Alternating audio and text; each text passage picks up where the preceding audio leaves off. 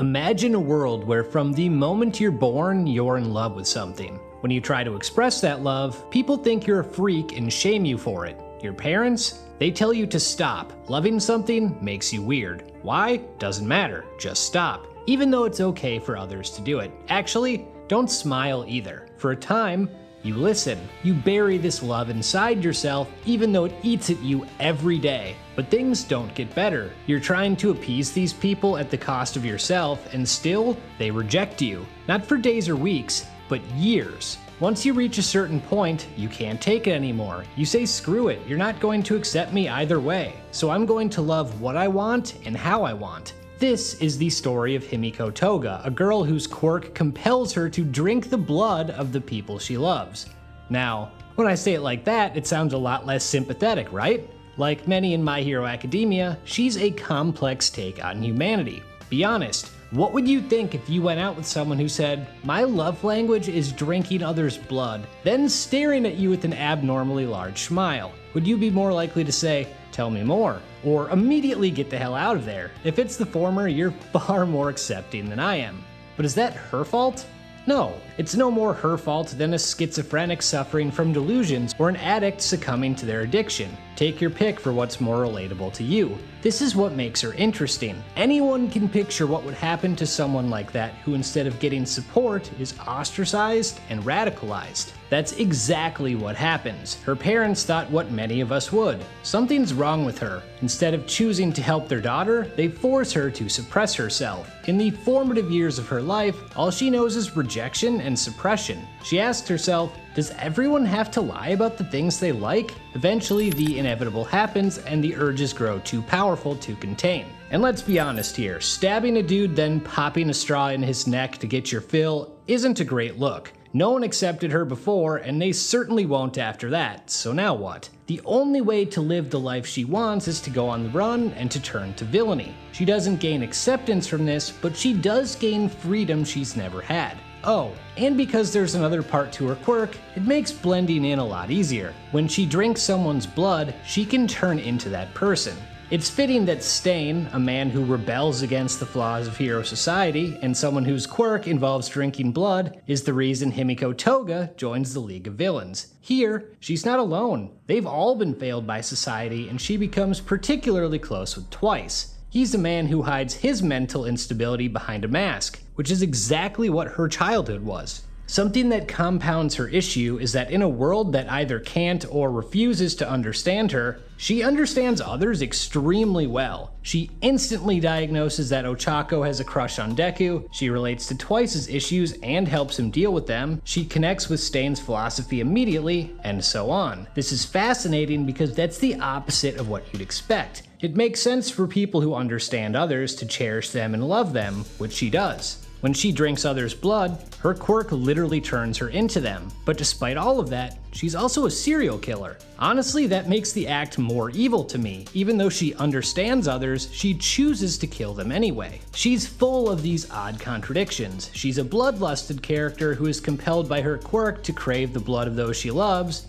and yet she does a great job controlling herself. She doesn't start drinking the blood of her friends on a whim, she only went off on her classmate because she had to suppress it for so long. Which makes me think that if she had gotten help earlier, she could have had a relatively normal life. We don't really understand this when we first meet her. She seems like your standard yandere who is hardcore crushing on Izuku Midoriya and maybe Ochako Uraraka. We see her grow closer with Twice when they're sent to work for Overhaul, we learn a little bit about her quirk, and at one point she gets naked. But we don't get inside her mind until Deka City. Another group of bad guys, the Meta Liberation Army, lures the League of Villains to Deka City, where they issue an ultimatum: join us or die. When Toga and the others arrive for this confrontation, it leads to one of my favorite moments in the series. The MLA's Curious tries to turn Toga into a propaganda piece. She sees Toga as a victim of having her quirk repressed, a victim of a flawed society. And she is, but not in the way Curious thinks. The interaction between the two makes it crystal clear that she only wants to use Toga to spread her message. When she asks, "Why did you throw away a normal life?" Toga responds, "I believe my life right now is normal." Remember, this is a girl who mauled her classmate, drank that person's blood like it was Kool-Aid, then dipped out. People think she's a demon. Curious thinks she's a victim. Toga views herself as neither. My way is different. Don't feel bad for me. She doesn't want to be demonized or pitied. She wants to be accepted for who she is. When Toga's asked if this is her true face, it shows Curious doesn't understand her. This isn't a Batman is the real face, Bruce Wayne is the mask situation. She is who she is. That's why she doesn't take on a villain name. But the MLA has her outnumbered, so she tries to escape, and that takes her back to her past. Don't get caught. Keep on moving. Until she joined the League of Villains, that's all she'd ever known. Out of desperation, she decides to use the last of her stash, Uraraka's blood. And as we see time and time again in anime, when backed into a corner, characters evolve. Not only can Toga change into others, she can now use that person's quirks for herself. So she does what serial killers do. She uses Ochako's ability to lift all of her enemies in the air, then she pulls straight from the original CIA handbook and drops them all to their death. As epic as that was, the best part was her final line. Toga, her face split between her own and Ochako's, says, "I will love, live, and die normally. I want to become like those I love." Foreshadowing, anyone? This really fleshed out her story and showed how different she is. Up until now, I thought she was fine. Oh hey, she's a trope, or a teenage Harley Quinn. I didn't realize how interesting she was and how tightly she was written. I mean, her name literally means to wear others. Her eyes and fangs are inspired by a demonic cat that lures people in and kills them. Her entire look is inspired by a culture that literally means sickly cute. You can tie parts of her lore back to mythology and flowers. She's not just a crazy chick who happens to be popular and have a cool quirk. She's a layered character with understandable motivations and whose origin poses real-life philosophical questions. She seeks connection in the way she is pre-programmed to, which happens to be unfit for society. So her goal is to simply make the world a better place for her, and she's entirely dedicated to achieving it. In the process of fighting for this goal, her closest friend Twice is stabbed in the back and murdered by a pro-hero. This radicalizes her further. One of the people on the good side she likes, Ochako, someone who crushes on the same boy as her, someone she feels like she understands, completely rejects her in her lowest moment, proving to be like everyone else. This literally brings her to tears. Up until now, despite being on opposite sides, she's been able to be friendly with heroes. This changes that.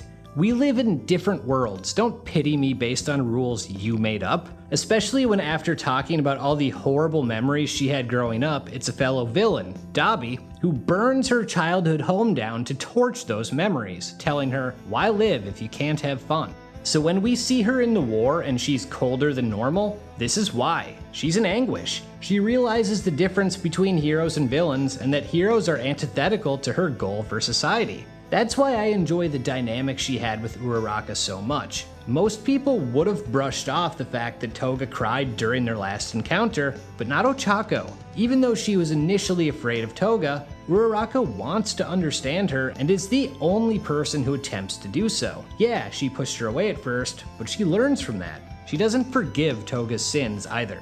It's only through life experiences, a collapsing hero society, and like-minded supportive people that Ochako begins to figure Toga out. Naturally, this builds to a confrontation between the two. At this point, Toga has been burned by everyone who isn't a villain. She has no reason to trust Uraraka, and she's lashing out because of the pain of losing Twice. She's literally using his quirk to fight. Oh, and she just lost Dabi too. Everyone she likes leaves her. But Ochako wants to have one honest conversation with her. There might be a reason why Toga does the things she does, and Uraraka wants to know. That sounds well and good, but Curious tried this too. All she did was pity Himiko. That's not what this is. Ochako gets stabbed, but keeps trying to get through to the villain, knowing that a line has been drawn and one of them will die here. It's fitting that Toga is using Twice's power, symbolically letting out all her pain, and Uraraka using her power to lift the clones up is her way of alleviating that pain.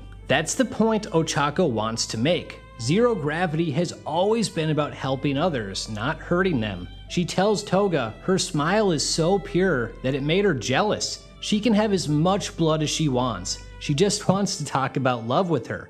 Tell me everything. This is all Toga's ever wanted. The girl who was told not to smile, not to love, finally has someone asking her to do both. She admits she falls in love too easily. It's actually quite fitting that she's bearing herself out to someone for the first time while naked. It's both literal and metaphorical. But now, the stab wound is going to cost Uraraka her life. The new world Toga has been fighting for will be a better fit for her than the old one, but she decides to give that up for Ochako. Instead of taking love, she'll give it. The girl who took blood from others gives hers to Uraraka to save her life. Society turned her into a monster, and yet she chose to die a human. It's as she said, she will love, live, and die normally. I want to become like those I love. She dies while taking the form of Ochako. Fitting, isn't it? Now subscribe or die.